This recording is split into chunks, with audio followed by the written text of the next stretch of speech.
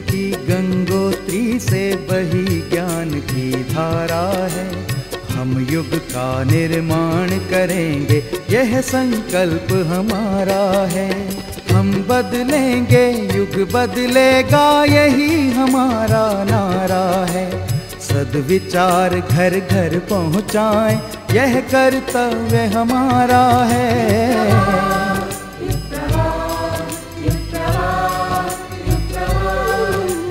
चलो बढ़ें, कुछ अच्छा कर लें, युग ने हमें पुकारा है। धरती स्वर्ग बनाएंगे, ये शुभ संकल्प हमारा है।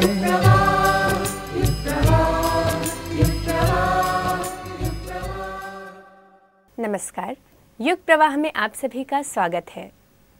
जीवन वैसे तो ढर्रे की तरह चलता रहता है, पर बदलाव आता है तो अचानक, और उसके पीछे कई कारण होते हैं।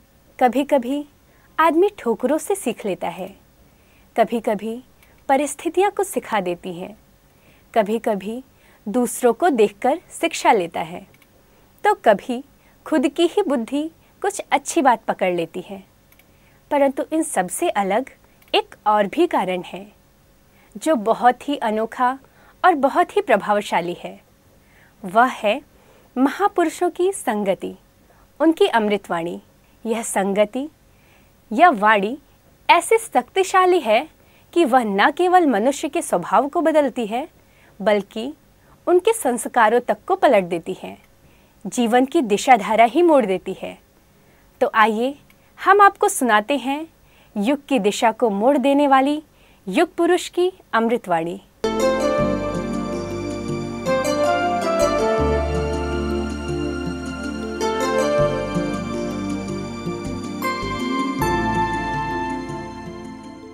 प्राचीन काल में भी ऋषि रहते थे और अभी भी ऋषि रहते हैं। प्राचीन काल में स्थूल शरीर से रहते थे और सूक्ष्म शरीर से रहते हैं।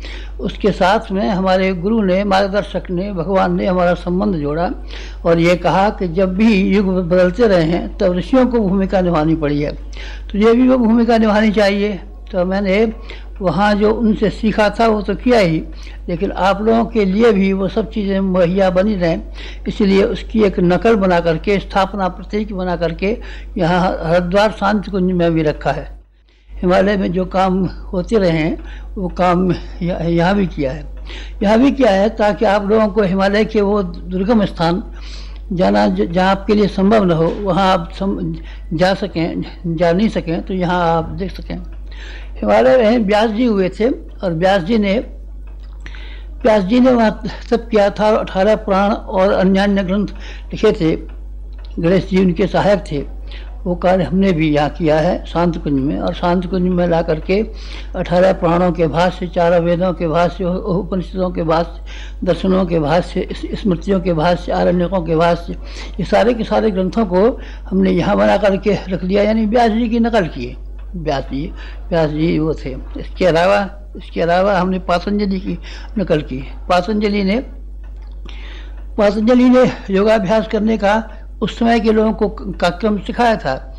प्रत्येक समय में मनुष्यों के शरीरों की संरचना अलग अलग हो जाती है, इसलिए समय समय के लिए योगाभ्यासों का क्रम बदल जाता है। वो योगाभ्यासों का क्रम, कभी आप शांत कुंज आएँ तो आप देखें कि जो देवात्मा हिमालय पे है, कभी पातंजलि ने किया था, वो यहाँ चल रहा है कि नहीं। याज्ञवल्क्य ऋषि हुए हैं, उन्होंने यज्ञ का एक विज्ञान ही बना दिया था। विज्ञान अभी भी है फिजिक्स, लेकिन प्राचीन काल में फिजिक्स जो थी यज्ञों के ऊपर टिकी हुई थी। उससे मनुष्यों का, पशुओं का, प्राणियों का, वातावरण का, सबका देखभाल की जाती थी। वो यज्ञ का वातावरण आपने वहाँ देखा हो, वहाँ आपने देखा कि नहीं देखा, हमने देखा है हिमालय पर आपको हमने दिखाने के लिए यहाँ मुहैया करके रखा है। विश्वामित्र ऋषि ने गायत्री का साक्षात्कार किया था। 7 ऋषि वहाँ से आए थे। 7 ऋषियों के तो नाम सुने न। 7 ऋषि जिस स्थान पर तप करते थे वहाँ से गंगा की 7 धारा हो गई थी। यहाँ हम आजकल बैठे हुए हैं और ये स्थान देवात्मा हिमालय का वो हिस्सा है जहाँ से कि द्वार खुलता है, और 7 ऋषियों ने तप किया था। विश्वामित्र ऋषि ने भी यहीं बैठ के तप किया था। विश्वामित्र ऋषि का ये स्थान है। और यहाँ से परशुराम और भागीरथ, इनका भी हमने ये किया था। कौन सा? भागीरथ ने गंगा अवतार के स्वर्ग से लाए थे। हम गंगा तो अवतार के नहीं लाए हैं, पर ज्ञान की गंगा को लाए हैं। सारे विश्व को जिस ज्ञान की ये आवश्यकता है वो ज्ञान आप यहाँ से पाइएगा। और प्राचीन काल में परशुराम जी का नाम सुनाया आपने। उन्होंने हिमालय के ऊपर तप किया था और तप करके वहाँ से उन्होंने एक भगवान शंकर से एक फरसा लाए थे और फरसे से कुल्हाड़े से काट करके लोगों के दिमागों को बदल दिया था। ब्रेन वॉशिंग का काम हम भी कर रहे हैं आजकल, बहुत ब्रेन वॉशिंग कर रहे हैं। पढ़े लिखे लोगों का, विद्वान लोगों का, सामान्य लोगों का, किसानों का, दूसरे लोगों का, पंडितों का, सबका ब्रेन वॉशिंग कर रहे हैं। ये भगवान परशुराम के कुल्हाड़े की आप नकल चाहें तो आप कह सकते हैं।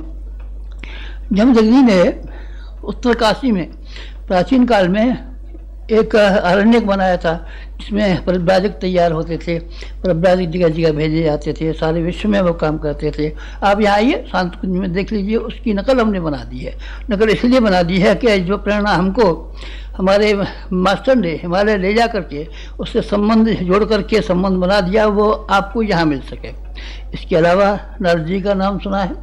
नारद जी ने संगीत के माध्यम से सारी दुनिया को हिला दिया था। नारद ब्रह्म और शब्द ब्रह्म ये दोनों ब्रह्म हैं। इससे उन्होंने, नारद जी ने पार्वती को ज्ञान दिया था, ध्रुव को ज्ञान दिया था, वाल्मीकि को ज्ञान दिया था, प्रहलाद को ज्ञान दिया था, सावित्री को ज्ञान दिया था, जाने कितनों को ज्ञान दिया था। और वो ज्ञान ऐसा था कि उनके जीवन की कायाकल्प हो गया। वो काम भी हमने किया है यहाँ रह करके। यहाँ शंकराचार्य का नाम सुना है। उन्होंने 4 धाम बनाए थे, इसमें से एक धाम बद्रीनाथ धाम भी है उत्तराखंड का।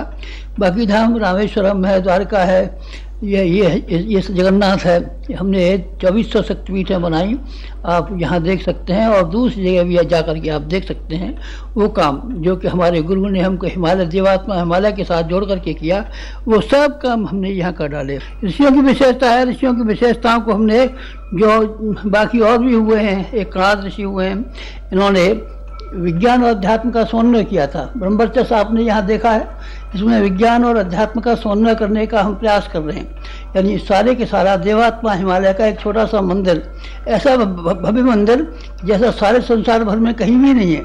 हिमालय का हमने देवात्मा है, बाकी देवता दिखाई पड़ते हैं, कभी नहीं दिखाई पड़ते, आँख से देखे जा सकते हैं, कभी नहीं देखे जा सकते, लेकिन हिमालय को आप हमेशा देख सकते हैं। और बाकी देवताओं की इंद्रियों के बारे में कह नहीं सकते, उनकी है ही कि नहीं, लेकिन ऋषियों के रूप में सारी इंद्रियाँ इनके पास थी। ये देवात्मा हिमालय का यहाँ हमने मूर्ति बना दी है। किसके लिए बना दी है? अपने लिए। हम तो हवास हैं, हमको तो 3 बार भेजा गया है, तो हमने तो उन सब स्थानों को देखा है और उनके जीवात्माओं से सूक्ष्म संबंध स्थापित किए हैं। पर आपके लिए हमने शांत कुंज बना दिया है। आप यहाँ आया कीजिए, आप यहाँ आया करेंगे तो यहाँ के वातावरण में नवीनता है। गंगा के किनारे में एक नवीनता होती है, हिमालय की विशेषताओं में एक नवीनता होती है। संतरे नागपुर के मीठे होते हैं, लखनऊ के आम मीठे होते हैं, मुंबई के केले मीठे होते हैं। इस भूमि को हमने अपने सारे जीवन भर में एक ही काम महत्वपूर्ण किया है कि हमने वो देवात्मा हिमालय का एक देव मंदिर यहाँ बना दिया है। उसमें सारे के सारे हिमालय को आप यहाँ बैठ कर के भी देख सकते हैं। और ऋषियों की जो परंपरा थी, उन्होंने क्या क्या काम किए थे, इसको भी आप चाहें तो यहाँ करके देख सकते हैं। ये बहुत महत्वपूर्ण कार्य थे जो हमने किए हैं और आपके लिए किए हैं। आपका जन्मदिन हुआ करे तो आप यहाँ जरूर आया कीजिए, आपका विवाह दिन हुआ करे तो आप यहाँ जरूर आया कीजिए, आप लोगों के बाल बच्चों के संस्कार कराने हों तो आप जरूर आया कीजिए। तीर्थ स्थानों में पितरियों के लिए श्राद्ध तर्पण किए जाते हैं, आपको कभी कराने का मन हो तो आप यहाँ आया कीजिए। आपको कोई अनुष्ठान जब करना हो तो आप यहाँ आकर के किया कीजिए, यहाँ उसका विशेष फल मिलेगा। क्योंकि यहाँ की शक्ति, यहाँ की भूमि में हिमालय का द्वार है, ये गंगा का ये तट है, 7 ऋषियों के तप करने का स्थान है, हमारा भी तप करने का स्थान है। इसलिए अगर आपको मौका मिला करे तो आप यहाँ ज़रूर आया कीजिए। ये आपके लिए सुविधा की है, हमारे गुरु ने हमारे लिए सुविधा की, हमने जैसे लाभ उठाया आप भी लाभ उठा सकते हैं।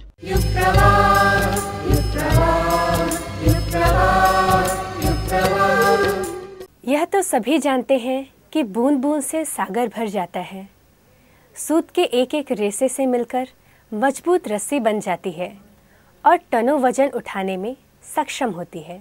एक एक दीपक मिलकर दीपकों का एक विशाल समूह बन जाता है और अंधेरे को भगाने में समर्थ होता है। साथ ही दीपावली का त्यौहार बनकर लाखों करोड़ों दिलों में खुशियां भर देता है। इसी प्रकार गायत्री परिवार के एक एक नैष्ठिक परिजन मिलकर एक विशाल गायत्री परिवार बन गया और जन कल्याण हेतु धरती के कोने कोने में फैल गया। आज वह विश्व भर में फैला गायत्री परिवार कहाँ कहाँ क्या कुछ कर रहा है, पेश है उसी की एक झलक।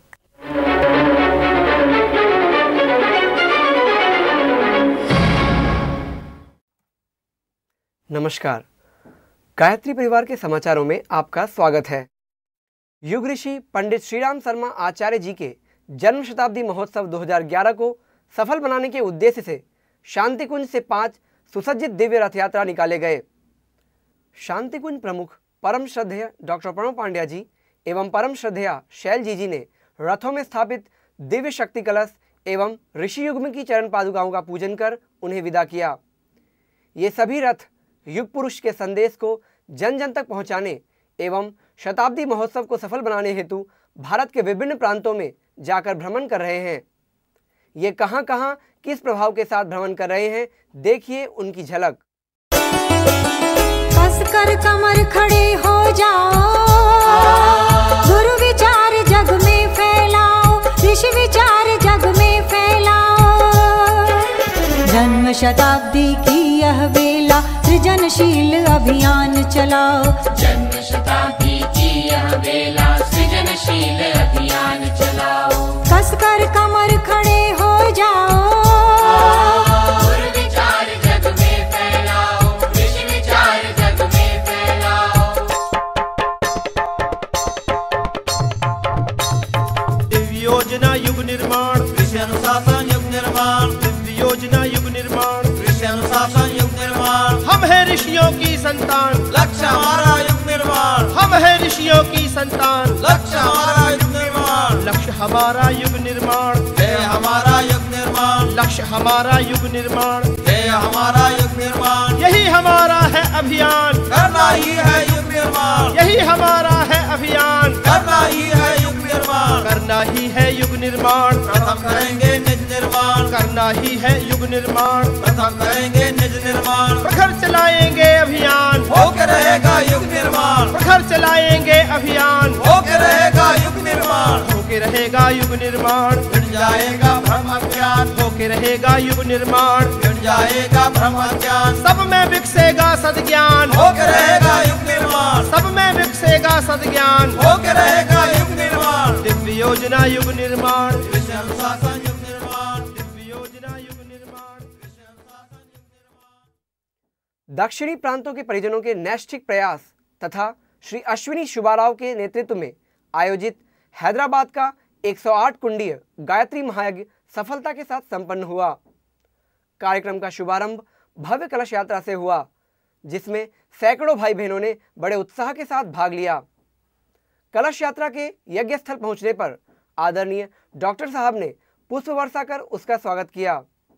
यह महायज्ञ हैदराबाद के PNM हाई स्कूल मैदान पर आयोजित हुआ था, जिसमें भूतपूर्व मुख्यमंत्री श्री के रोसैया और भूतपूर्व केंद्रीय मंत्री श्री बंडारू दत्तात्रेय सहित अनेक गणमान्य नागरिकों ने, हजारों परिजनों ने इसमें भाग लिया। गायत्री परिवार प्रमुख श्रद्धेय डॉक्टर प्रणव पांड्या ने उपस्थित परिजनों को गुरु और गायत्री के संदर्भ में एवं उनकी जीवन में उपयोगिता विषय पर विस्तार से मार्गदर्शन दिया। गायत्री सबके लिए है, जो गायत्री करेगा किसी का नुकसान नहीं होगा, हर एक का लाभ ही लाभ होगा। उन्हीं की वजह से गायत्री आज पूरे दक्षिण भारत के कोने कोने में पहुंच गई है, सब लोगों के अंदर संव्याप्त है।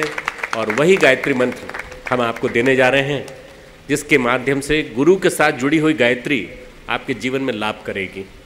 गुरु के बिना गायत्री में प्राण नहीं है। गुरु गायत्री देता है तो गुरु के साथ गायत्री जुड़ जाने के बाद आपके जीवन में एक मिरेकल आएगा। महायज्ञ में हजारों लोगों ने दीक्षा ली, साथ ही विभिन्न संस्कार भी बड़ी संख्या में संपन्न हुए। सायंकाल में आयोजित दीप महायज्ञ भी उत्साह के साथ मनाया गया। महायज्ञ में सांस्कृतिक कार्यक्रमों ने भी जन मन का रंजन किया। धरती की खोती जा रही हरियाली को वापस लाने के उद्देश्य से गायत्री तीर्थ शांति कुंज में वृक्ष गंगा अभियान का शुभारंभ किया गया है। इस अभियान के अंतर्गत 1 करोड़ वृक्षों के रोपण, संरक्षण एवं उसे धरती के कोने में पहुंचाने का संकल्प लिया गया। आदरणीय शैलजी जी ने आंवला, शमी और चंदन के पौधों का रोपण कर अभियान का शुभारंभ किया। इस अवसर पर Uttar Pradesh range officers association के अध्यक्ष श्री गोपाल ओझा, सहायक वन संरक्षक श्री राधाकृष्णन दुबे, जोनल संगठन प्रभारी श्री कालीचंद शर्मा, युवा प्रकोष्ठ प्रभारी श्री केपी दुबे एवं उद्यान प्रभारी डॉक्टर ज्ञान मिश्रा उपस्थित थे। शांति कुंज द्वारा आरंभ किए गए यह अभियान पूज्य गुरुदेव की हरित क्रांति के सपने को साकार करने की दिशा में एक महत्वपूर्ण कदम है। इससे पर्यावरण का संतुलन बना रहेगा और धरती की संतानों को उत्तम स्वास्थ्य की प्राप्ति होगी। केवल जन सेवा ही नहीं, वृक्ष वनस्पतियों की सेवा भी मानवीय कर्तव्यों के अंतर्गत आता है। आदरणीय शैलजी जी की इस शिक्षा को क्रियान्वित करते हुए श्री विष्णु मित्तल के नेतृत्व में शांति कुंज के कार्यकर्ताओं द्वारा तरु सेवा का एक विशेष अभियान छेड़ा गया, जिसमें शांति कुंज के कार्यकर्तागण अपने दैनंदिन कार्यों के अतिरिक्त समय में देव संस्कृति विश्वविद्यालय परिसर में जाकर वृक्षों की सेवा करते हैं। कार्यकर्ताओं ने इसके लिए एक एक दो वृक्षों को गोद ले रखे हैं। वे उन्हें बच्चों की तरह मानते और खाद पानी, दवाइयां आदि द्वारा उनकी नियमित देखभाल करते हैं।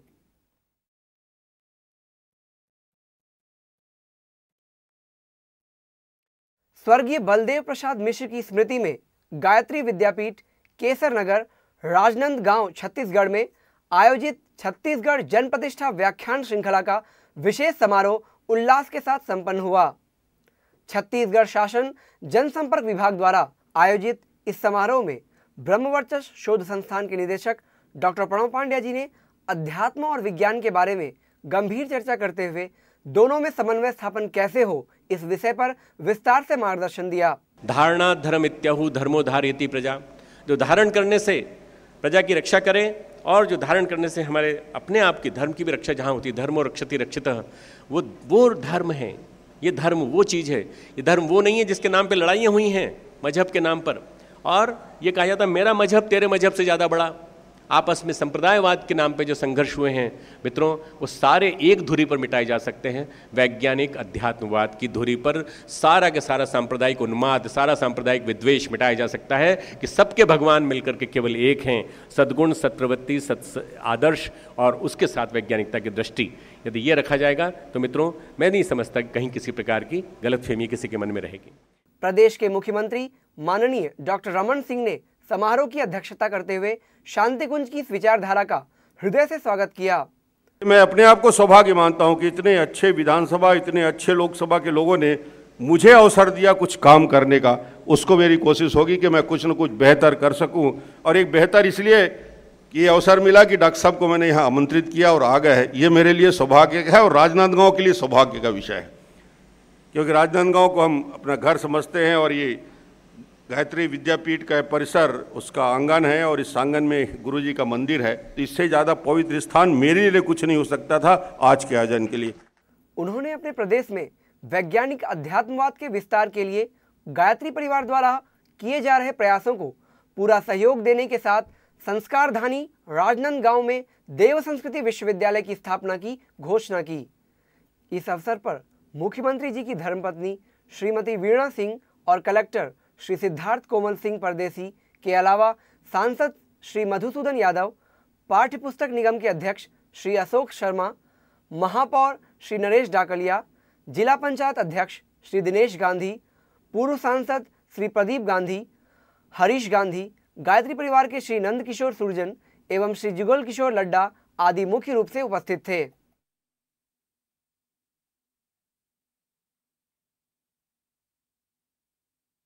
गायत्री शक्तिपीठ समता कॉलोनी रायपुर छत्तीसगढ़ में प्रबुद्ध वर्गों की एक विशेष गोष्ठी आयोजित हुई, जिसमें छत्तीसगढ़ से हजारों की संख्या में परिजनों ने भाग लिया। इस गोष्ठी में आदरणीय डॉक्टर प्रणव पांड्या जी ने युग ऋषि की जन्म शताब्दी और हमारे दायित्व विषय पर विशेष उद्बोधन दिया। शुभ कर्मों से कभी नहीं डरना चाहिए, पीछे नहीं हटना चाहिए। शुभ कर्मों को करने के लिए हमेशा आगे रहना। शुभ कर्म क्या, इस समय का शुभ कर्म क्या है? युग धर्म। और युग धर्म क्या है? किसी भी हालत में अनीति को टिकने न देना, किसी भी हालत में मूढ़ मान्यताओं को, प्रथा परंपराओं को, अंधविश्वासों को टिकने न देना। इस सभा में छत्तीसगढ़ शासन के मंत्रीगण सहित कई गणमान्य हस्तियां उपस्थित थीं।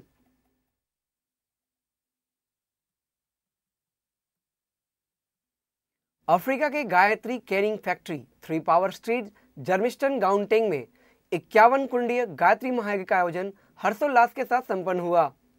यह आयोजन अफ्रीका गायत्री परिवार प्रमुख श्री भोला भाई छीता ने अपने जन्मदिवस एवं अपने नई फैक्ट्री के उपलक्ष्य में आयोजित किया था। आयोजन में आदरणीय शैल जी एवं आदरणीय डॉक्टर साहब की ओर से उन्हें गुजराती एवं अंग्रेजी में लिखा गया विशेष सम्मान पत्र, श्रीफल, दुपट्टा एवं युग साहित्य भेंट कर सम्मानित किया गया। इसके पश्चात आदरणीय डॉक्टर प्रणव पांड्या जी ने उपस्थित परिजनों को यज्ञ विज्ञान एवं भारतीय धर्म अध्यात्म के बारे में मार्गदर्शन दिया।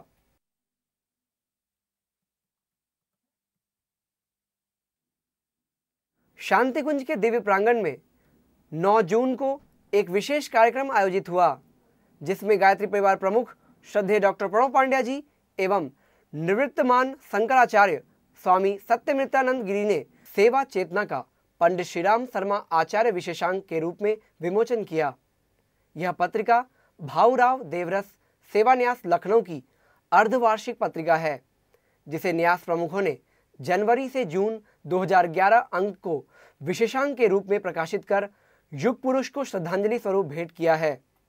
उत्तराखंड के मंत्री श्री मदन कौशिक जी ने अपने उद्बोधन में सेवा न्यास के समर्पण की प्रशंसा करते हुए जन्म शताब्दी कार्यक्रम को सफल बनाने हेतु पूरा सहयोग देने का आश्वासन दिया। पूज्य श्री राम शर्मा जी ने जो एक छोटा सा पौधा आकर लगाया था, और जिन्होंने उस पौधे को उस समय के पौधा लगाते समय जिनका सहयोग रहा होगा, जिन्होंने उस पौधे को लगवाने में अपना सहयोग दिया होगा, आज जब आकर वो शांति कुंज को देखेंगे एक वट वृक्ष के रूप में, शांति कुंज न केवल यहाँ उत्तराखंड को अपितु पूरी दुनिया को उस रूप में मार्गदर्शन दे रहा है जिसकी कभी कल्पना की थी। माननीय मुख्यमंत्री जी ने कहा कि सरकार की तरफ से ये हमारा कर्तव्य भी बैठता है कि इस शताब्दी वर्ष में जो भी हम कर सकते हैं, सरकार पूर्ण रूप से शांति कुंज के साथ खड़ी है। आप पूरी व्यवस्थाएं जो आप हमें दे सकते हैं हमें दीजिए। अगर आप देखें तो हम सब लोग नेवले ही तो हैं। जब माया का सर्प डसे तो उस समय तत्काल यहाँ आकर और गायत्री की संजीवनी का जीवन में सेवन करिए, विश्व उतर जाए। और ये संजीवनी पूज्य आचार्य जी ने विश्व के लिए बांटी। उत्तराखंड पुलिस शिकायत प्राधिकरण के अध्यक्ष न्यायमूर्ति श्री शंभुनाथ श्रीवास्तव, भाऊराव देवरस सेवा न्यास के अध्यक्ष डॉक्टर ईश्वर चंद्र गुप्त, उपाध्यक्ष डॉक्टर एपी सिंह, विद्या भारती मार्गदर्शक श्री ब्रह्मदेव शर्मा भाई जी, उत्तराखंड संस्कृत अकादमी के उपाध्यक्ष प्रोफेसर महावीर अग्रवाल आदि अनेक गणमान्य नागरिक उपस्थित थे।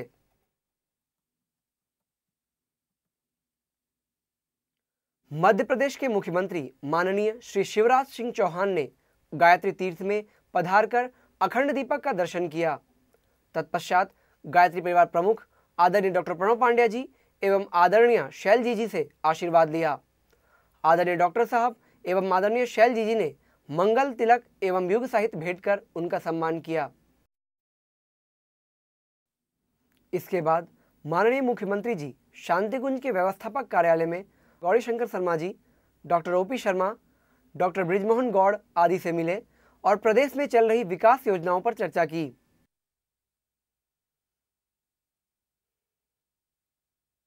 युग के विश्वामित्र पंडित श्रीराम शर्मा आचार्य जी, जिन्होंने लुप्त होती गायत्री महाविद्या का पुनरुद्धार कर धरती पर ज्ञान गंगा की पावन धारा बहाई, उनके पवित्र स्मारक सजल श्रद्धा प्रखर प्रज्ञा पर गायत्री परिवार प्रमुख आदरणीय शैल जी एवं श्रद्धेय डॉक्टर प्रणव पांड्या जी ने श्रद्धा सुमन अर्पित किए। साथ ही देश के कोने कोने से आए गायत्री साधकों ने भी पुष्प चढ़ाकर भक्ति के साथ उन्हें याद किया। इसके पश्चात शांति कुंज के मुख्य सभागार में श्रद्धेय शैल जी ने गुरु सत्ता को याद करते हुए उनके जीवन से जुड़े मार्मिक संस्मरण सुनाए। गुरुदेव संस्कृति के लिए अंदर से कितनी पीड़ा थी।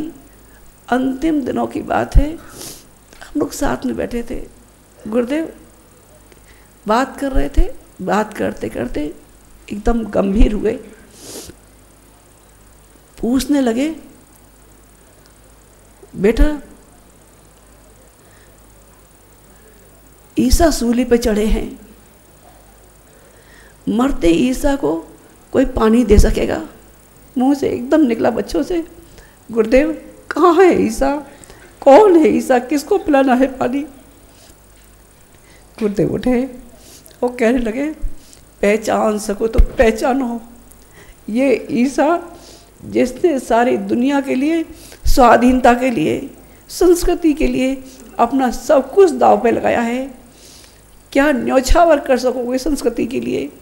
आज ज़रूरत है ऐसे युवाओं की, नए युग के लोगों की, ऐसे गर्म खूनों की जो संस्कृति के लिए अपना सब कुछ दांव पर लगाकर चल सकने के लिए तैयार हो जाए। जितने लोग बैठे थे सब कहने लगे, गुरुवर आपका आदेश हमारे लिए शर्मा थे, हम अपना सब कुछ दांव पर लगाकर भी कदम पीछे नहीं हटाएंगे। तत्पश्चात श्रद्धेय डॉक्टर प्रणव पांड्या जी ने उपस्थित परिजनों को गायत्री महाशक्ति के बारे में विस्तार से मार्गदर्शन दिया।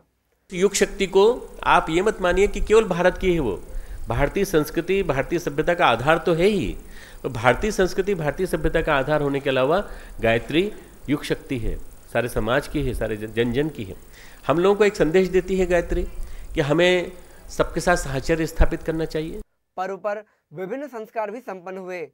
हजारों नर नारी श्रद्धेय जी एवं डॉक्टर साहब से गायत्री की दीक्षा ली। ओम भूर्भुवः स्वाहा तत् सवितुर वरेण्यं भर्गो देवस्य धीमहि धियो यो नः प्रचोदयात्। सायंकाल दीप महायज्ञ भी प्रभावशाली रहा। दूसरे दिन के सायंकाल आयोजित सांस्कृतिक कार्यक्रम में प्रज्ञावतार नाटक का प्रदर्शन किया गया। सबको एक साथ पृथ्वी पर जाना होगा, और वह भी स्थूल शरीर नहीं, सूक्ष्म शरीर करना होगा। तुम्हें मालूम है मनुष्य की प्रगति का कारण उसकी बुद्धि है। बुद्धि के दो रूप होते हैं, पहली सद्बुद्धि और दूसरी दुर्बुद्धि। सद्बुद्धि से सृजन होता है और दुर्बुद्धि से विनाश। अब दुर्बुद्धि का रूप धारण करना होगा और धरती पर जाकर मनुष्यों के मस्तिष्क में बैठ जाना होगा। बस सारे समाज का पतन निश्चित समझो, निश्चित समझो।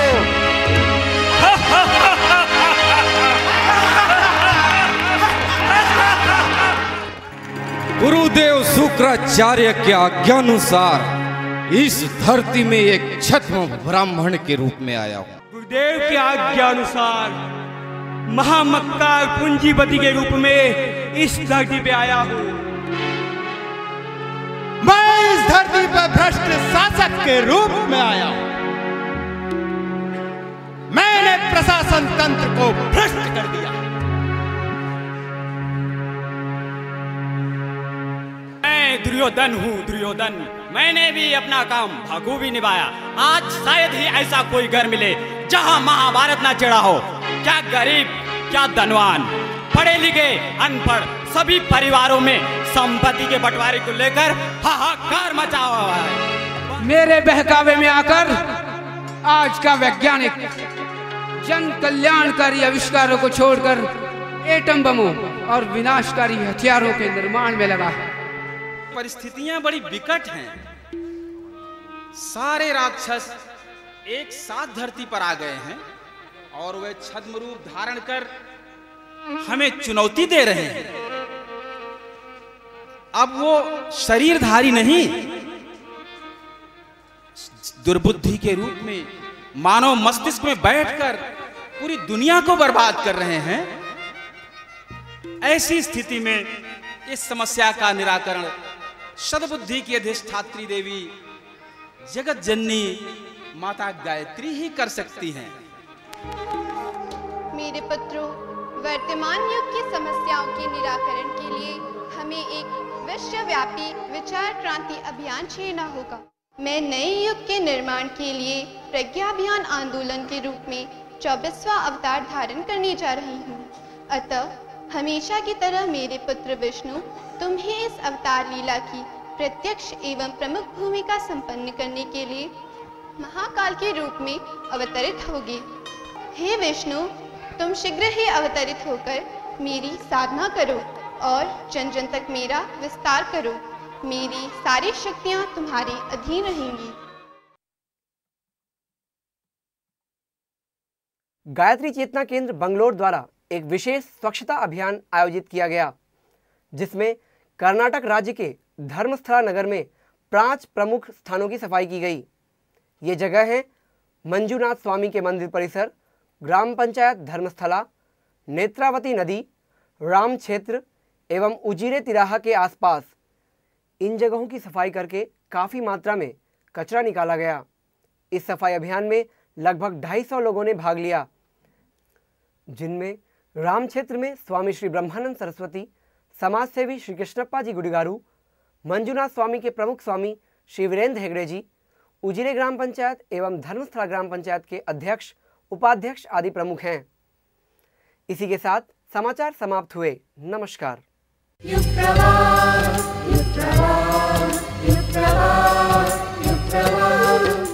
एक शिखर पुरुष के द्वारा दूसरे महाशिखर पुरुष के बारे में हुई दिव्य अनुभूति।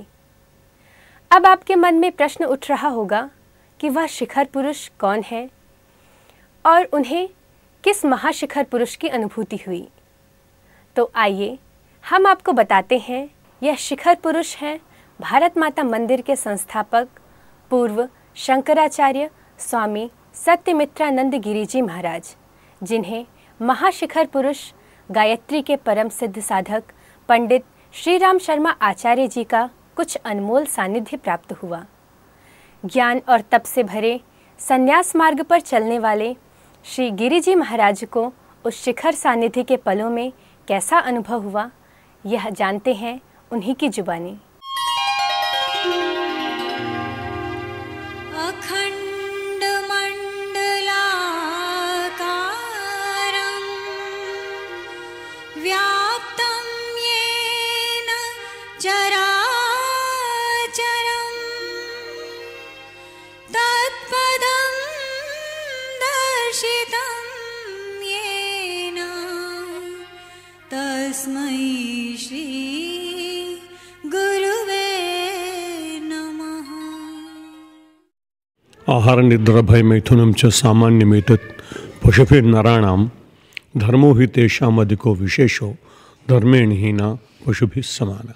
ये बड़ा प्रचलित श्लोक है।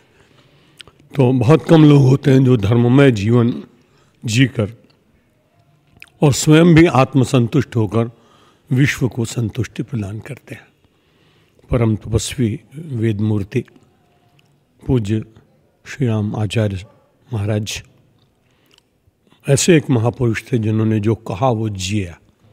कथनी और करनी में एकता वाले महापुरुषों का अभाव इस देश में जब से हो गया तब से धर्म का प्रचार तो हुआ पर धार्मिक लोग नहीं बन पाए। ये भगवान की बड़ी कृपा है कि आचार्य जी की शताब्दी महोत्सव पूरे देश में मनाए जा रहे हैं।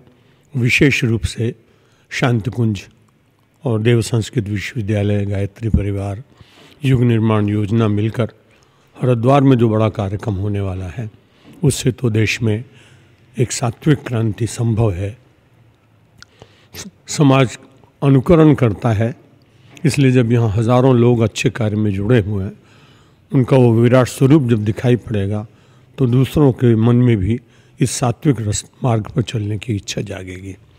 मैं परमात्मा से प्रार्थना करता हूँ कि सात्विक समाज के निर्माण के लिए, व्यसन रहित समाज के लिए, कर्मठ समाज के लिए और राष्ट्र प्रेमी समाज की निर्मित के लिए पूज्य आचार्य जी की तपश्चर्या का संपूर्ण लाभ हम सबको मिले और उनकी जो प्रभा है, उनकी जो ज्योति है, उनके जो संकल्प थे एक भव्य भारत के निर्माण के वे पूरे होंगे। हम सब लोगों को पूरे उत्साह के साथ में शताब्दी समारोह के लिए तन मन धन से खूब प्रयत्न करने चाहिए, सहयोग करना चाहिए, सेवा करनी चाहिए, और वो सेवा परमात्मा की ही सेवा है ऐसा मानकर करने से मनुष्य की बुद्धि भी शुद्ध होगी और शक्ति भी मिलेगी।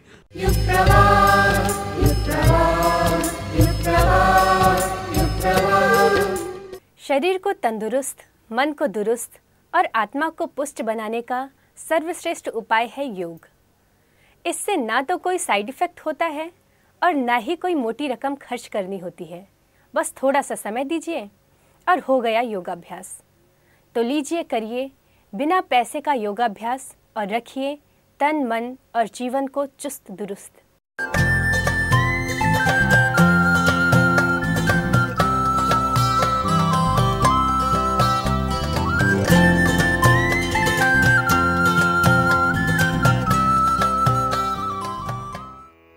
मानव जीवन को शतायु कहा गया है, यानी 100 वर्ष जीने वाला, और इसे 4 भागों में 4 आश्रमों में विभक्त किया गया है। ब्रह्मचर्य, गृहस्थ, वानप्रस्थ और संन्यास। 25-25 वर्ष तक इन मर्यादाओं का पालन करने के लिए 4 कर्तव्य बताए गए हैं: धर्म, अर्थ, काम और मोक्ष। मनुष्य को अपने जीवन को सफल और सार्थक बनाने के लिए चारों आश्रमों में 4 तरह के कर्तव्यों का पालन करना चाहिए। आयुर्वेद में इन चारों कर्तव्यों के मूल में आरोग्य यानी कि स्वास्थ्य को बताया गया है। धर्मार्थ कामोक्षाणाम आरोग्यम मूलम उत्तमम, अर्थात यदि आप स्वस्थ हैं तभी कर्तव्यों का निर्वाह कर सकते हैं। धर्म आदि चारों पुरुषार्थों की प्राप्ति आरोग्य के द्वारा ही संभव है। रुग्ण जीवन एक तरह से निरर्थक ही समझना चाहिए। पंडित श्री राम शर्मा आचार्य जी ने नवयुग के संविधान में भी दूसरी शर्त रखी है: शरीर को भगवान का मंदिर समझकर आरोग्य की रक्षा करेंगे, अर्थात अपने आप को स्वस्थ बनाए रखना हमारा परम कर्तव्य, और इसके लिए प्राकृतिक अनुशासन यानी नियमित दिनचर्या और उसमें योगाभ्यास का समावेश आवश्यक है। तो आइए अपने धर्म, अर्थ, काम और मोक्ष में सहायक योगाभ्यास की शुरुआत करें। शुरू करेंगे प्रारंभिक योगाभ्यास से।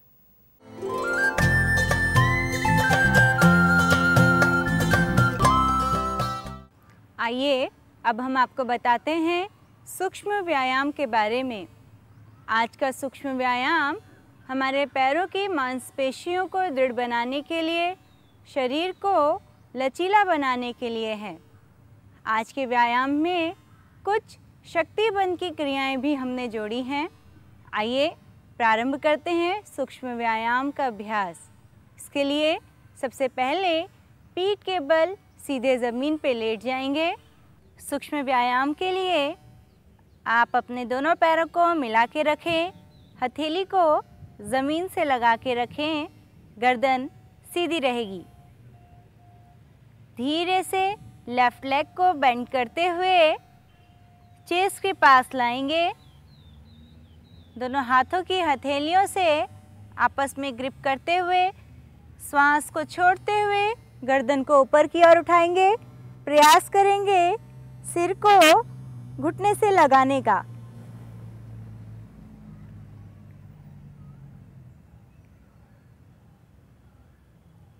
श्वास लेते हुए पुनः वापस आएंगे। धीरे से गर्दन नीचे, ग्रिप को छोड़ेंगे, पैर को सीधा करेंगे। आराम से बिना किसी जल्दबाजी के इस क्रिया को राइट लेग से दोहराएं। पैर को बेंड करें, हाथों की ग्रिप करें, सांस को छोड़ते हुए गर्दन को ऊपर उठाएं।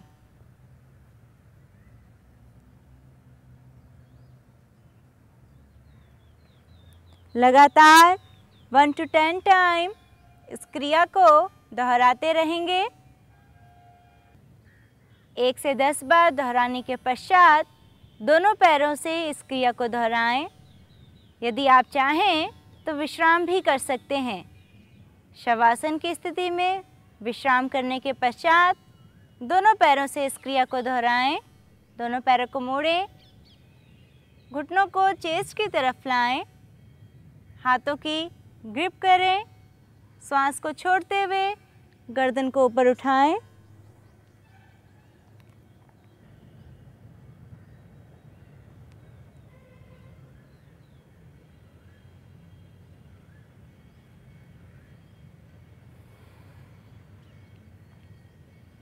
1 से 5 बार इस क्रिया को करने के पश्चात इसी स्थिति को गत्यात्मक ढंग से करेंगे।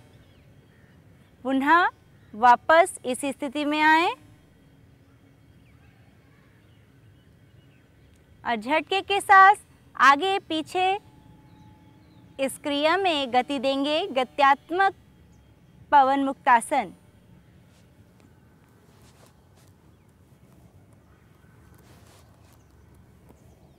सामान्य श्वास प्रश्वास करते रहने के साथ 1 से 10 बार करने में वापस शवासन की स्थिति में आए।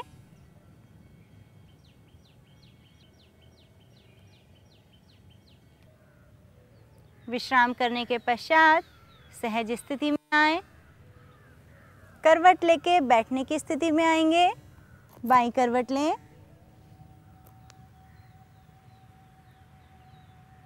और तैयार होंगे आसन के लिए। अगली क्रिया पश्चिम उत्तानासन और पूर्व उत्तानासन की है। क्षमता अनुसार ही करने का प्रयास करें। धीरे से हाथों को आगे की ओर लाएं। हाथों को ऊपर उठाते हुए श्वास को छोड़ते हुए आगे जाएं। पुनः वापस आते हुए दोनों हाथों को पीछे की ओर रखें और ऊपर उठें।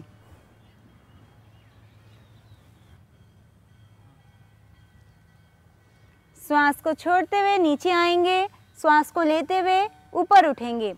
पुनः वापस श्वास को लेते हुए पश्चिम उत्तान की स्थिति में आए।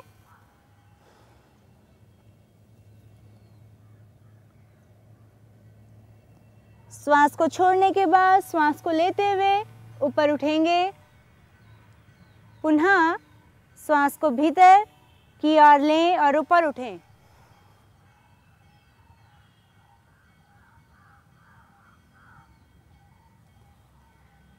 श्वास को बाहर की ओर छोड़ें। विश्राम करें। दोनों पैरों के बीच में 1 से 1.5 फीट का गैप लें। दोनों हाथ पीछे पीठ के पीछे की ओर रखें। गर्दन को कंधों में सहारा देकर आंखें बंद करें। सामान्य करें श्वास प्रश्वास को। इसके बाद आइए प्रारंभ करते हैं नेक्स्ट एक्सरसाइज। इसके लिए अपने दोनों पैरों को फैलाएंगे।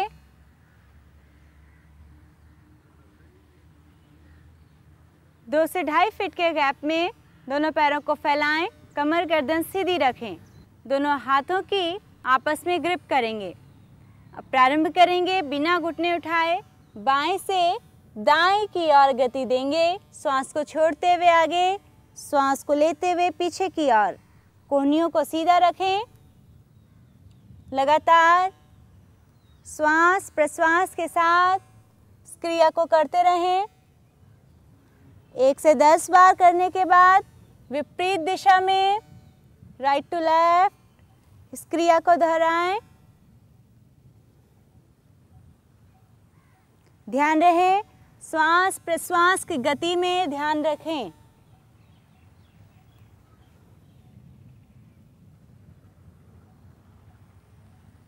Right to left, left to right, दोनों तरफ से इस क्रिया को करने के बाद अपने दोनों पैरों का गैप कम करें। 1 से 1.5 फीट के गैप में लाएं।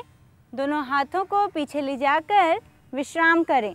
गर्दन को कंधे में टिका लें। श्वास प्रश्वास सामान्य करें। यदि आपके पैरों में खिंचा हुआ है, तना हुआ है, झंझनाहट और कंपन हो रही है तो आप अपने पैरों को रिलैक्स कर सकते हैं। इस तरह से बिल्कुल ढीला छोड़ें पैरों की मसल्स को और रिलैक्स करें। आप चाहें मूवमेंट चेंज करें। दोनों घुटनों को एक साथ ऊपर उठा के नीचे की ओर पटकें। आप महसूस करेंगे आपकी सारी मांसपेशियां, सारी नाड़ियों में खिंचाव तुरंत अभी चला गया है। आप अपने पैरों को जितना ढीला रखेंगे उतना ही ज़्यादा लाभ आपको मिलेगा। Normal breathing, body muscles loose, relax.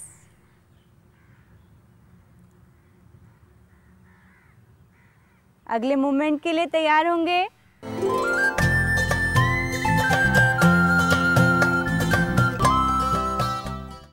अनेक लोग आसनों का अर्थ शरीर को शक्तिशाली बनाने वाले व्यायाम या शरीर की मांसपेशियों को बनाने वाली प्रक्रियाओं से लेते हैं। यह धारणा पूर्णतः गलत है।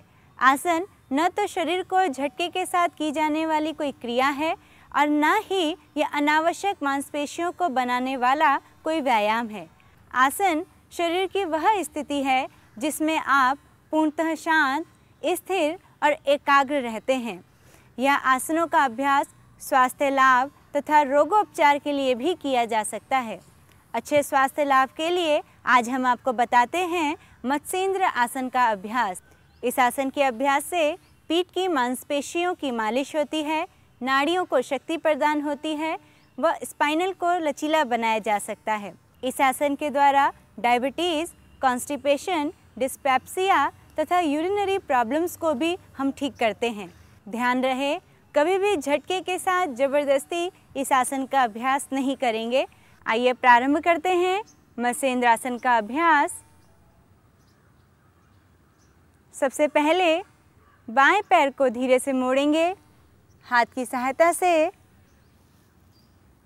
पैर को भीतर की ओर लाते हुए धीरे से दाहिने पैर को हाथों की सहायता से उठा के घुटने के बाहर की ओर रखेंगे।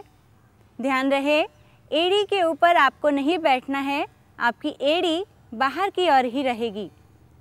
धीरे से लेफ्ट हैंड को मोड़ते हुए राइट पैर के एंकल जॉइंट पे ग्रिप करेंगे और राइट हैंड को मोड़ते हुए कमर में पीछे की ओर लाएंगे। धीरे से श्वास को छोड़ते हुए पीछे की ओर गर्दन को मोड़ेंगे, कमर को मोड़ेंगे। पूर्ण स्थिति में आपकी आंखें बंद रहेंगी।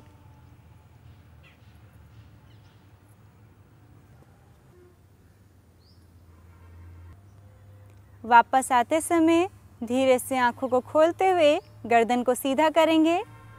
पीछे वाले हाथ को घुमाते हुए सामने की ओर लाएंगे। धीरे से आगे वाला हाथ मोड़ते हुए बटक्स के बगल में रखेंगे। दाहिने हाथ की सहायता से ऊपर वाले पैर को सीधा करेंगे, पूर्व स्थिति में लाएंगे। धीरे से दूसरे पैर को सीधे करते हुए वापस आएं पूर्व स्थिति में।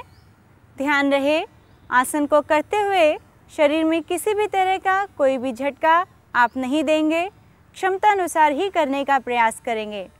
अर्ध मत्स्येंद्र आसन का अभ्यास जिस प्रकार आपने लेफ्ट लेग से किया उसी प्रकार आप राइट लेग से भी करेंगे। दोनों तरफ से करने के पश्चात ही आपको इस आसन का पूर्ण लाभ मिल पाएगा। इस आसन को करने के पश्चात विश्राम की स्थिति में आएं। दोनों पैरों के बीच 1 से 1.5 फीट का गैप। दोनों हाथों को पीछे ले जाते हुए गर्दन को कंधे की ओर झुकाएंगे, आंखें बंद करेंगे।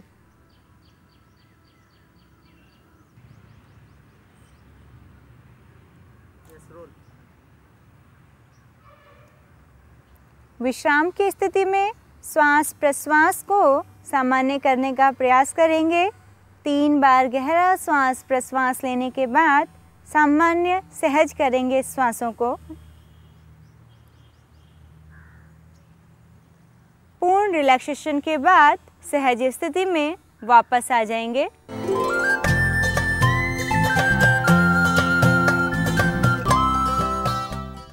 योग एंड हेल्थ के इस एपिसोड में डिजीज सेक्शन के अंतर्गत आज हमारी चर्चा का विषय है अनिद्रा।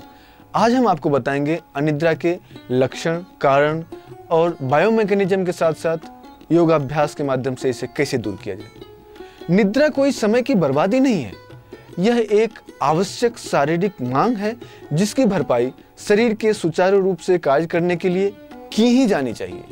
यदि आप जरूरत के हिसाब से नींद नहीं लेते तो यह निश्चित रूप से हानिकारक है। अनिद्रा एक ऐसी खतरनाक समस्या है जो व्यक्ति को विक्षिप्त, पागल या सनकी बना सकता है, या उसकी आंखें खराब हो सकती हैं, ब्रेन हेमरेज हो सकता है। इसलिए समय से इसकी देखभाल उपयोगी ही नहीं, आवश्यक भी है। हालांकि यह अनिद्रा या इंसोम्निया की समस्या ग्रामीण क्षेत्रों की तुलना में शहरी क्षेत्र के लोगों में ज्यादा देखी जाती है। इंटरनेशनल स्लीप रिसर्च एसोसिएशन अंतर्राष्ट्रीय निद्रा अनुसंधान परिषद के अनुसार इंसोम्निया के रोगियों की संख्या भारत में प्रतिवर्ष बड़ी तेजी से बढ़ रही है। हालांकि पाश्चात्य देशों में अनिद्रा के रोगियों की संख्या का प्रतिशत भारत की तुलना में कहीं ज्यादा है। लगभग सभी देश में इस समस्या से संबंधित शोध हो रहे हैं और कई तरह के परिणाम सामने आ रहे हैं। एक स्वस्थ नवजात बच्चे के लिए नींद की अवधि 18 से 20 घंटे होनी चाहिए। बड़े बच्चे के लिए 10 से 12 घंटे होने चाहिए। एक वयस्क के लिए 6 से 9 घंटे एवं प्रौढ़ व्यक्तियों के लिए 5 से 7 घंटे की नींद जरूरी मानी गई है।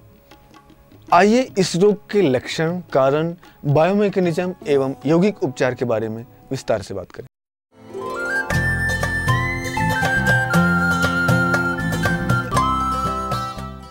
इस रोग के लक्षण क्या हैं? सबसे पहले तो इंसोम्निया से ग्रस्त व्यक्ति के नींद की कोई समय सीमा निर्धारित नहीं होती। वह कब कितनी देर के लिए नींद लेगा यह तय नहीं होता और न ही यह तय होता है कि गहरी नींद आएगी ही। नींद की क्वालिटी में तुरंत बदलाव होता है।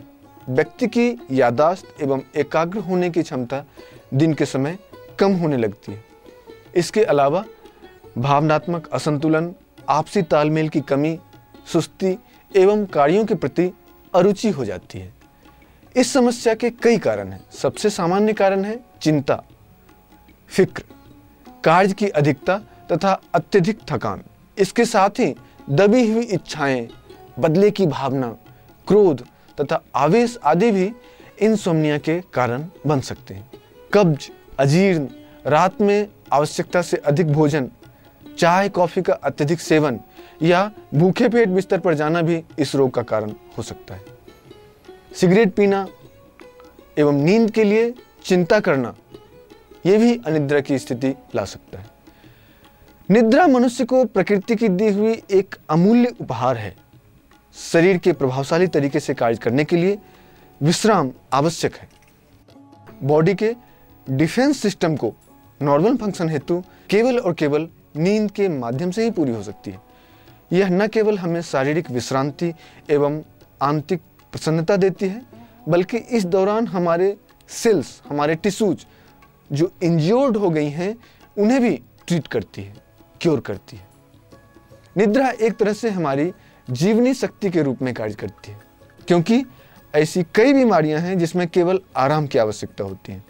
कुछ बीमारियां तो ऐसी हैं जिसमें डॉक्टर्स हमें नींद की इंजेक्शन देकर सुला देते हैं। नींद के दौरान हमारी पूरी बॉडी फिजियोलॉजी में एक जबरदस्त बदलाव आता है।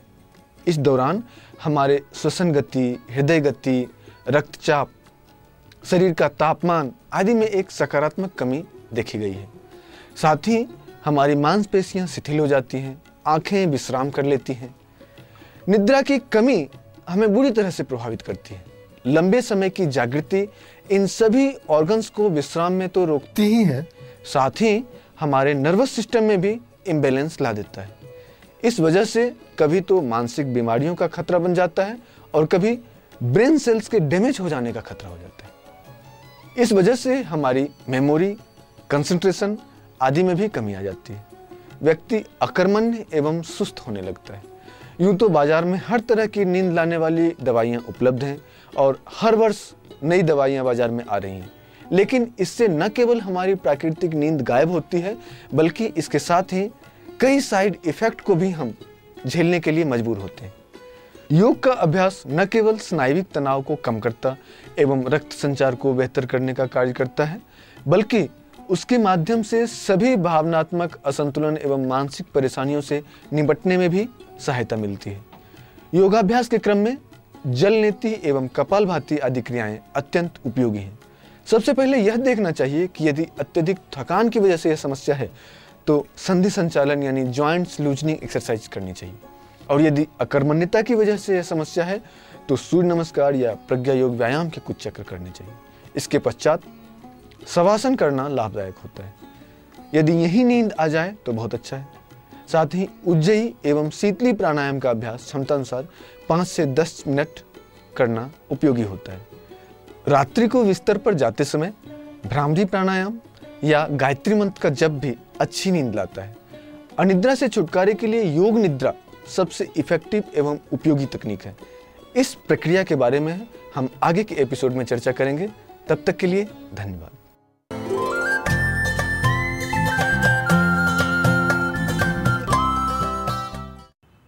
प्राणायाम और मुद्राओं की क्रियाओं के साथ हम बंधों का प्रयोग करते हैं। हठयोग के ग्रंथों में जालंधर बंध, उड्डयन बंध और मूल बंध तथा महाबंध का वर्णन हमें मिलता है। आज हम आपको बताते हैं जालंधर बंध के बारे में, जिसे थ्रॉट लॉक भी कहते हैं। ध्यान से पूर्व इसका अभ्यास करने से बहुत ही लाभ मिलता है। जालंधर बंध से थायराइड, पैराथायराइड ग्लैंड की मसाज होती है, उसकी क्रियाशीलता बढ़ती है।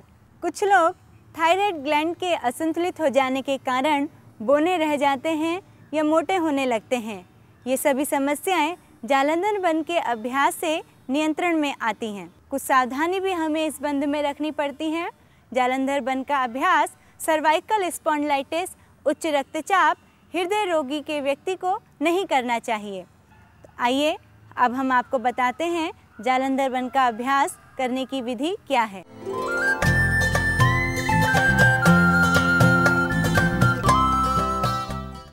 आइए प्रारंभ करते हैं। कोई भी ध्यानात्मक आसन। पद्मासन के लिए दोनों पैरों को घुटनों से मोड़ते हुए पंजों को थाइस के ऊपर रखेंगे। दोनों हथेलियां घुटनों के ऊपर। आपकी कमर, गर्दन बिल्कुल सीधी रहेगी। ध्यान रहे, जालंधर बंध के लिए आप अपनी दोनों आँखों को बंद रखेंगे। जालंधर बंध का अभ्यास बाह्य कुंभक के साथ यानी श्वास को बाहर रोक के भी किया जाता है और अंतः कुंभक के साथ यानी श्वास को भीतर रोक के भी आप जालंधर बंध का अभ्यास कर सकते हैं। आइए प्रारंभ करते हैं बाह्य कुंभक के साथ जालंधर बंध का अभ्यास। इसके लिए सबसे पहले गहरी श्वास आप भीतर से बाहर की ओर छोड़ेंगे और अपनी चिन्ह को कंठकूप से लगाएंगे। क्षमता अनुसार रुकने के पश्चात धीरे से गर्दन को सीधा करेंगे और गहरी श्वास भीतर की ओर लेंगे। लगातार इस प्रक्रिया को 3 से 5 बार करें।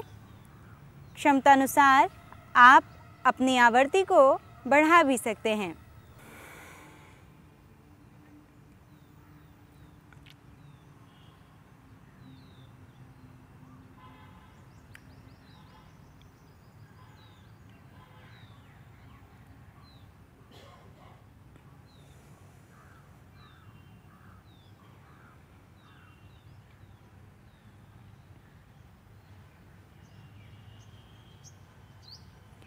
जालंधर बंध के अभ्यास में आप विशेष ध्यान रखेंगे कि बंध की स्थिति में आप ना ही पूरक करेंगे और ना ही रेचक करेंगे, अर्थात आप ना ही श्वास लेंगे ना ही छोड़ेंगे।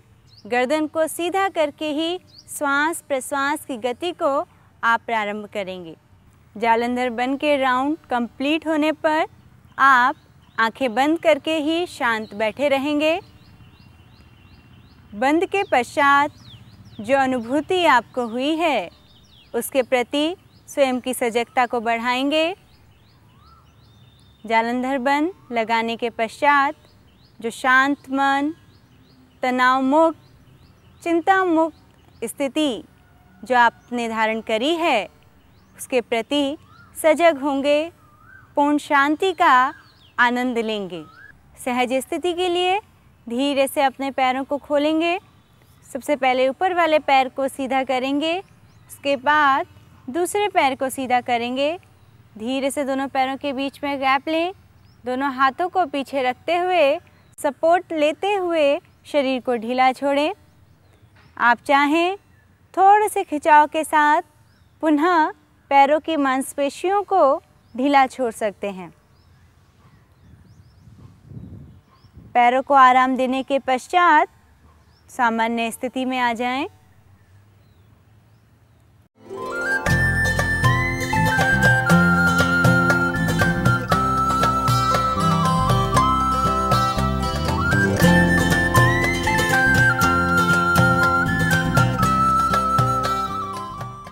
युग प्रवाह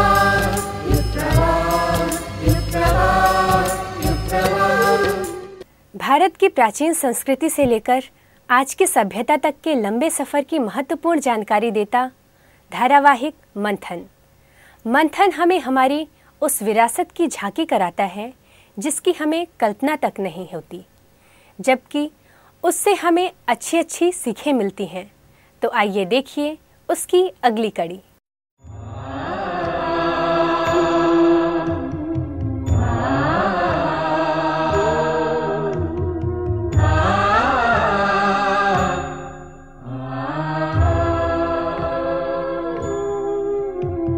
घटाटोप अंधियारा छाया,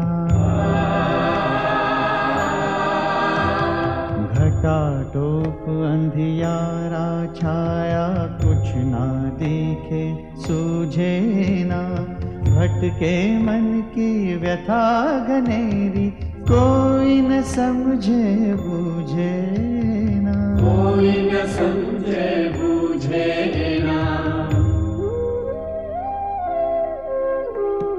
घटाटोप अंधियारा छाया,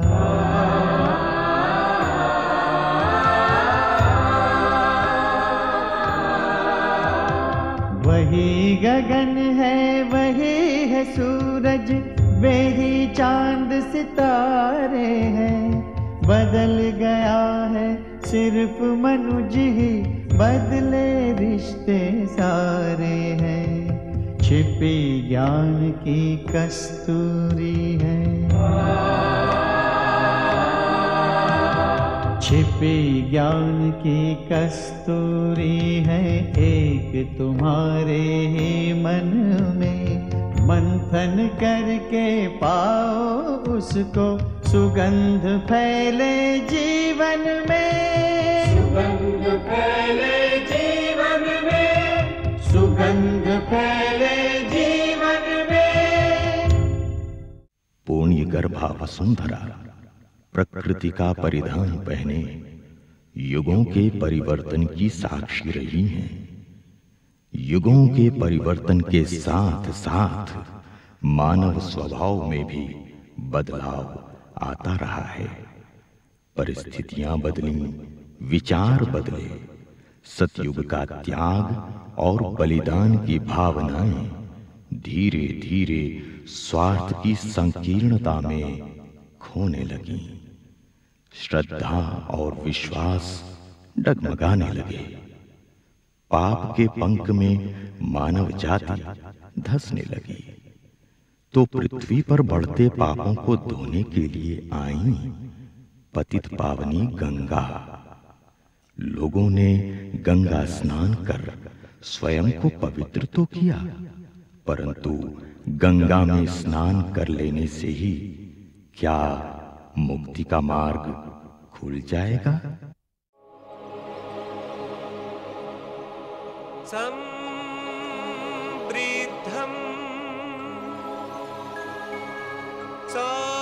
सौभाग्यं सकल वसुधाय किमपि तन महेश्वर्य लीला जनित जगत खंड परसो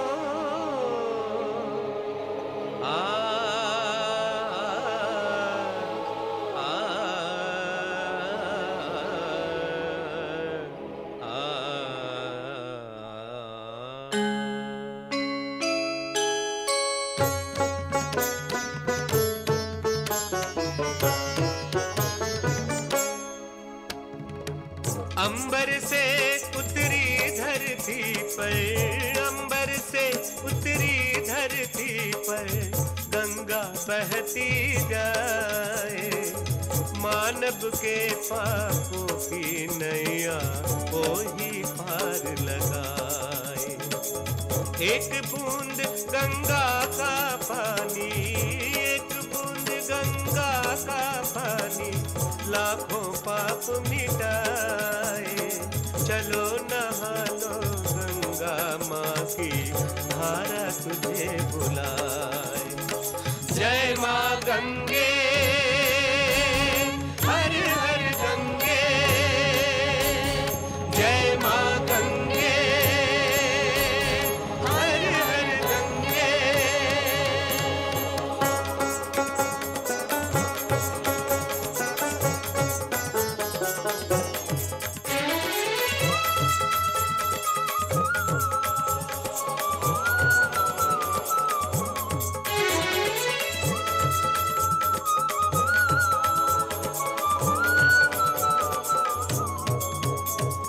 जाति न जाने माँ की ममता, जाति न जाने माँ की ममता, प्रेम न मांगे मोती। राजा रंग समान पाप, गंगा सब ही की होती। मृत्युलोक से मुक्ति दे गंगा, मृत्युलोक से मुक्ति दे गंगा, धरती की प्यास बुझाए। चलो नहा लो गंगा माँ की धारा तुझे बुलाए। जय माँ गंगे, हर हर गंगे, जय माँ गंगे,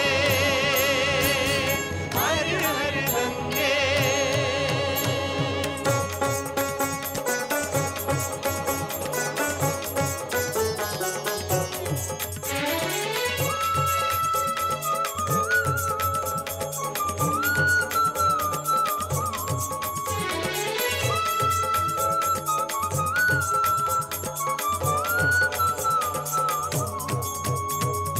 ऋषि तपस्वी ज्ञानी योगी, ऋषि तपस्वी ज्ञानी योगी, गंगा तट पर आए। अमर देश की पुण्य कथाएं लहर लहर लहराए। कितने ज्ञान पुराण कथा गंगा में बहती जाए। चलो नहा लो गंगा माँ की धारा तुझे बुलाए। जय माँ गंगे, हर हर गंगे, जय माँ गंगे, हर हर गंगे, जय माँ गंगे, हर हर गंगे।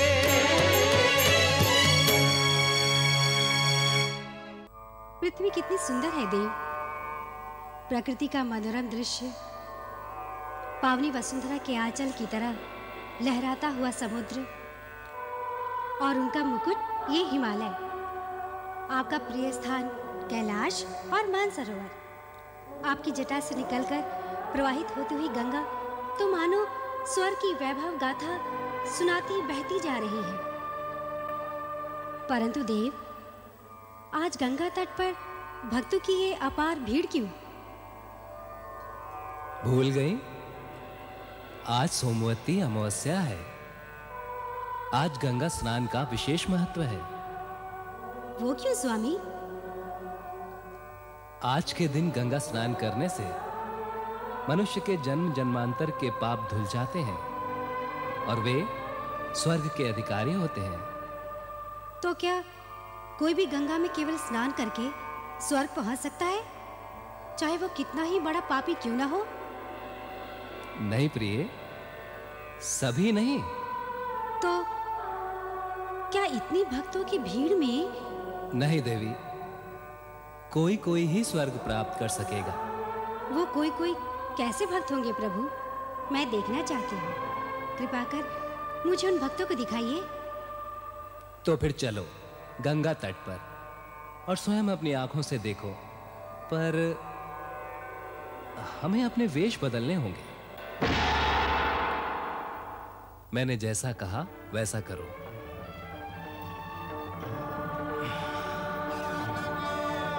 मदद करो, मेरी मदद करो, मेरी मदद करो।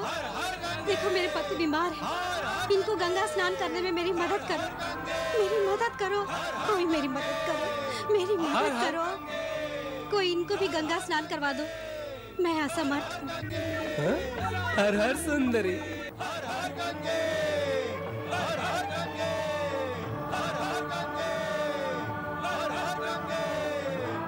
महान है ये युवक जो अपने माता पिता को इतनी दूर से कंधे पर बिठा के गंगा स्नान कराने ले जा रहा है।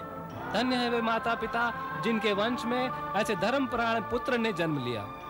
हर हर गंगे, हर हर गंगे, हर हर गंगे। ये तुम्हारे माता पिता है ना? जी, चलने में असमर्थ है।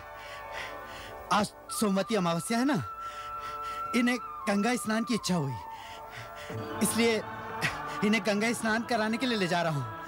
यही नहीं, मेरे बेटे ने प्रतिज्ञा किया है कि जब तक हम गंगा किनारे नहीं पहुँच जाते ये हम दोनों को धरती पर नहीं रखेगा। मैं तो कहती हूँ हम दोनों को यही रास्ते में रखकर अपनी थकान मिटा ले, कुछ जलपान कर ले, थोड़ा ठंडा पानी पी ले, फिर चले, मगर मानता ही नहीं। धन्य है तुम्हारा पुत्र। अरे गंगा मैया, ऐसा पुत्र सबको देना। मदद करो, कोई मेरी मदद करो, इस दुखियारी की सुनो। गंगा मैया तुम्हें और तुम्हारे वंश को पावन करे, गंगा मैया तुम पर दया करे। हे भक्तों, मेरा पति कुष्ठ रोगी है।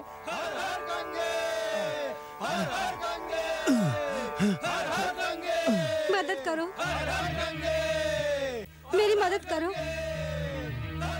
मेरी मदद करो।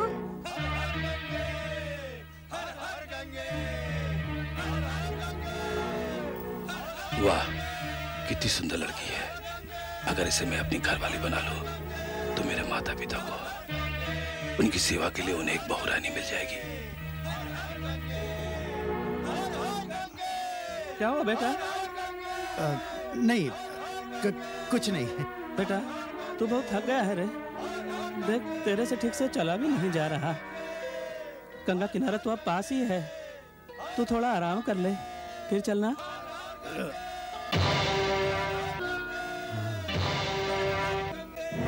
नहीं, मैं ठीक हूँ।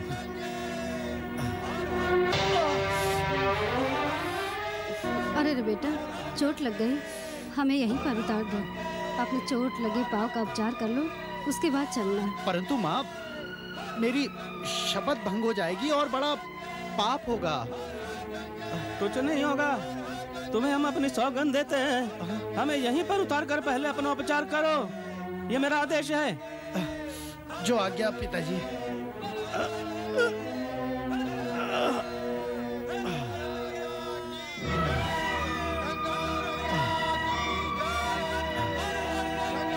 मदद करो, कोई मेरी मदद करो। मेरा पति कुष्ठ रोगी है, कोई इन्हें गंगा स्नान करवा दो। सुनिए, क्या हुआ? मेरा पति कुष्ठ रोगी है, कोई इनको भी गंगा स्नान करवा दो। चोट कैसे लगी? पत्थर से चोट लग गई। माता पिता का वजन भी था ना। माता पिता के वजन से या किसी और कारण से? माता पिता के प्रति कितनी भक्ति है तुम्हारी, कितनी सेवा करते हो। अब तो उनकी दिन रात सेवा करने के लिए एक बहुरानी चाहिए। हाँ, तो तुम विवाह कर लो। हाँ, तुमको देखकर मन में विवाह की इच्छा जगी। तुम्हारा ये पति गंगा स्नान करके स्वच्छ भी हो जाए, तो भी इसके हाथ पांव तो टेढ़े के टेढ़े ही रहेंगे। यह अब तुम्हें कोई सुख नहीं दे सकता। मैं तुम्हारा पूरा ख्याल रखूंगा, हर सुख दूंगा। क्या कहती हो? तुम्हारे प्रस्ताव पर सोचने के लिए मुझे समय चाहिए। कितना समय चाहिए? तुम अपने माता पिता को स्नान करवा कर आओ, तब तक मैं तुम्हारे प्रस्ताव पर विचार करती हूँ। तुम जाओ। तुम सोचना अवश्य, मैं शीघ्र लौट कर आ रहा हूँ।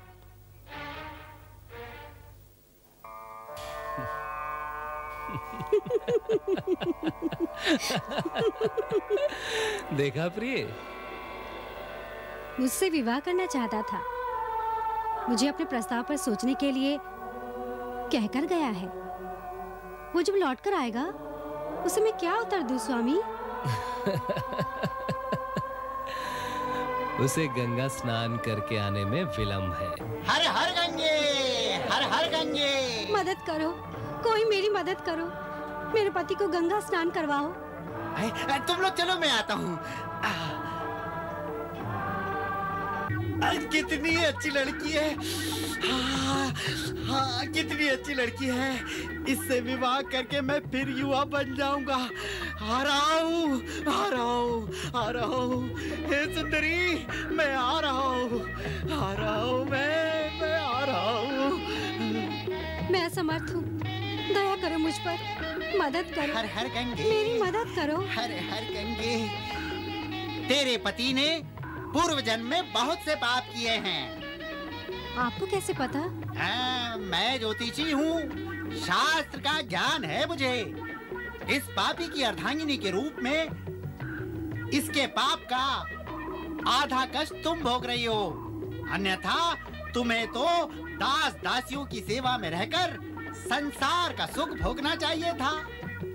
इस पापी के कारण दर दर भटक रही हो, असहाय मदद मांग रही हो। क्या करूं? कदाचित यही मेरा भाग्य था। मैं तुम्हारा भाग्य बदल दूं तो? सच? क्या आप मेरे स्वामी को कुष्ठ रोग से मुक्त कर स्वस्थ कर देंगे? नहीं नहीं, तुम्हारे पति को इस संसार के कष्ट से सदा के लिए मुक्त कर दूंगा। इस धरती पर पापियों का बोझ बढ़ता जा रहा है। आज सोमवती अमावस्या है, इस पापी को गंगा में डुबाकर। नहीं नहीं, इस भारी दुनिया में मेरा कोई नहीं, यही मेरा सहारा है। फिर मेरा क्या होगा? अरे हर हर गंगे, हम क्या मर गए हैं? तीनों लोगों का सुख दूंगा, सोने के पलंग पर सुलाऊंगा, अपनी पत्नी बनने का गौरव भी तुमको दूंगा। सोच विचार मत कर, सोच विचार मत कर, यहीं प्रतीक्षा कर। अभी गंगा स्नान करके आता हूँ। हर हर गंगे, हर हर गंगे, हर हर गंगे, हर हर गंगे। वो तो आपको मारकर मुझे अपनी अंकशायनी बनाना चाहता है। वो गंगा में स्नान कर लौटते ही। तुम चिंता न करो देवी, वो गंगा से निकलकर अब कभी नहीं लौट सकेगा। सुनो, तुम अपना ये नाटक चालू रखो, देखते हैं और कौन कौन आ सकता है। मदद करो, कोई मेरी मदद करो, इस दुखियारी की बात सुनो। जय गंगा मैया, मदद करो, मेरी मदद करो। गंगा स्नान के लिए इतने लोग जा रहे हैं, मदद करो, कोई मेरी मदद करो। गंगा स्नान के लिए इतने लोग जा रहे हैं, कोई मेरी नहीं सुनता।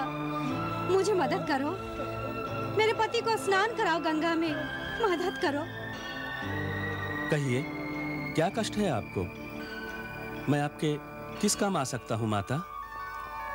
ये मेरे पति हैं, इनको कुष्ठ रोग हो गया है। आज के दिन गंगा में स्नान करने का विशेष महत्व है। यही सोचकर मैं इनको गंगा स्नान करवाने लाई हूँ। संभवतः आज गंगा स्नान करने से वे पाप मुक्त हो जाएं।